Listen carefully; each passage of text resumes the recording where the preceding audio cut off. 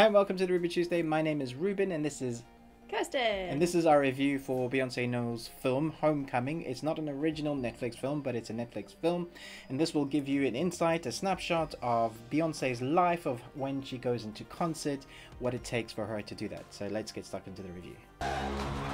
So Homecoming is about 2 hours long and it's about 4 months in preparation to put Homecoming on. It's this concert called Coachella. And there's about 140 people involved, well 140 musicians involved apart from the dancers and everybody else. Loads more people than that, but 140 musicians, and it shows it's performers, yeah.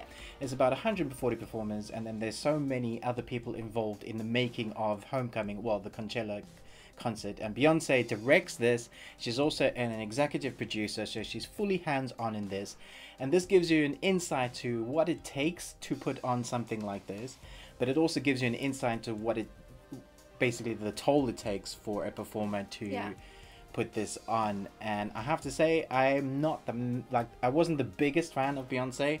We do know some of the songs, but if you're not a fan, you will probably still recognize some of the songs and you will appreciate what it shows in this. What he said. I was really taken back by some of the songs and the performances, because what I expected to see was a kind of run-of-the-mill concert. Not that any concert's run-of-the-mill, it's a mammoth task to put on. But this, creatively, that's not a word. Creatively wise, she really pushes the boundaries of what you can do with the space they had on stage. I always have in the back of my mind this kind of thing of African dances, mostly because of your experience in Africa for theatre. So when I see dancers do something really well, I'm always going, oh, look at that. And I showed you a particular sequence. Oh man, it was amazing. Yeah, really impressive. The skill level is just off the chart. I think it's easy to become focused on the main performer, so Beyonce, but without all of the supporting cast, she wouldn't be nothing. She'd still be Beyonce.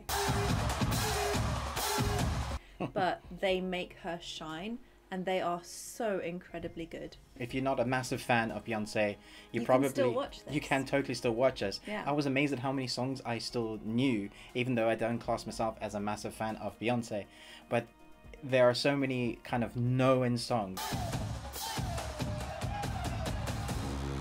Seeing some of the fans' reactions to there's a guy that's just loving it. I think you found him particularly entertaining just because he's putting it all out there. He doesn't care what he looks like, and I think that is basically what this kind of whole experience is. It's a big kind of love letter to the fans. Yeah. You get to go in deep.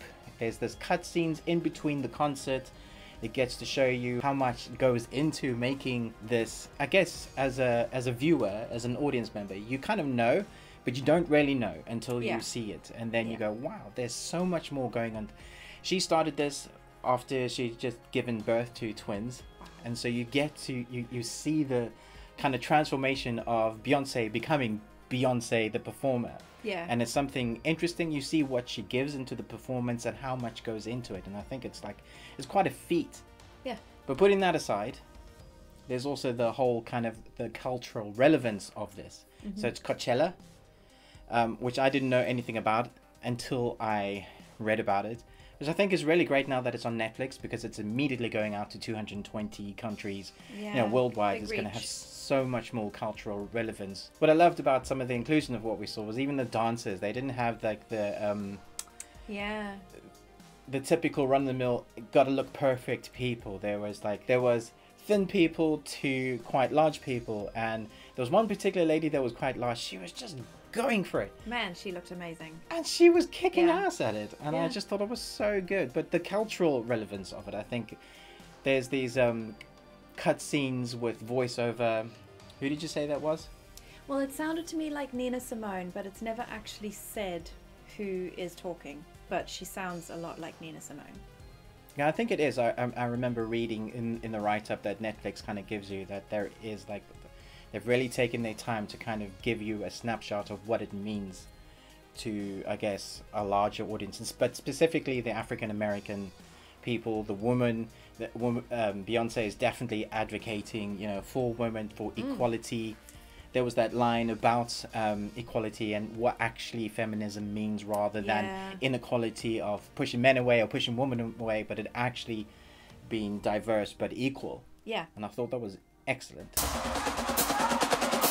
I really enjoyed the band that was performing with Beyonce, and there's this opening number with the drummers, and I just thought it was so cool the way they were dancing and drumming at the same time. And I just think back to when I was at school and how uncool it was to be in the marching band, to be in the band at all. And I think those days are totally gone. I mean, they were the coolest thing ever. Yeah. I thought that this documentary gives you a really good insight into Beyonce as a person. And I found that even though I have heard her music on the radio, I don't think I own any of her music personally. But I found that I was really impressed by her as a person.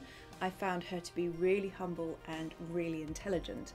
And I think those two qualities are really what makes people like her sort of stand out in terms of being stars. Because sometimes we can look at stars and go, oh, you know, well, they're just lucky. They were lucky, or, you know, they're like super talented, but they have a whole team of people and that's why they look so good.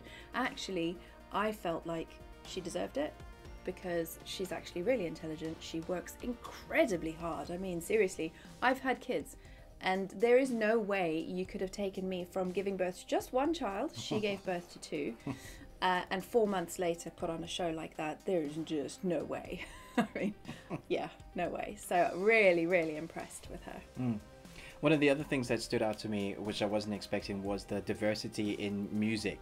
So you had she was doing some rock, she was doing some rap, in between costume changes, in between having to orchestrate the band movement. So when they were dancing, she was dancing with the band and the dancers and changing it up. And I just thought, wow, you can see where the rehearsal has really paid off, because you get to see those little bit of changes in the music.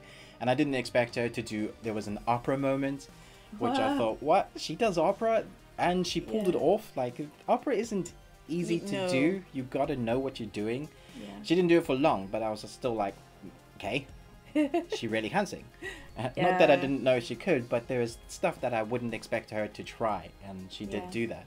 And then the way she interacts with her fans as well in this, so she really comes across like she really enjoys spending time with her fans. So there's one sequence where she's over the crowd because she's doing this kind of crane, and she's going, I can see you guys, and she's really interacting with the people in what people consider, what you were saying, is like the cheap seats at the back, but making them feel special. And so I felt like at the end, by the time I watched the end, it was like a celebration to her fans, kind of like, yeah, thank you so much.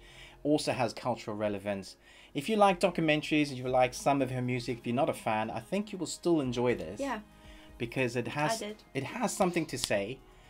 It's also very entertaining. And if you just like music and choreography and dance movements and physical theater, you're gonna love this. I don't normally rate documentaries because I don't really know how to say it, but I would say, so I'm not going to. I would just say, go watch this, give it some time. It is a bit long, but it is cut up with like, so you get splices of her life or what's going on in between the concert. And then there's quite a few kind of like special guests. I'd say quite a few. I think there's 4 special guests, which I won't say who they are. I'll let you discover, but that's like real fan service. Like, you, when you see them, if you're a fan, you're like, wah! And some of those fans really like, they're like, oh my gosh, and then faint. But it's enjoyable. I think you'll enjoy this. Yeah. Let us know what you think. Yeah, in the comments below. Until next time, remember, live long and Tuesday.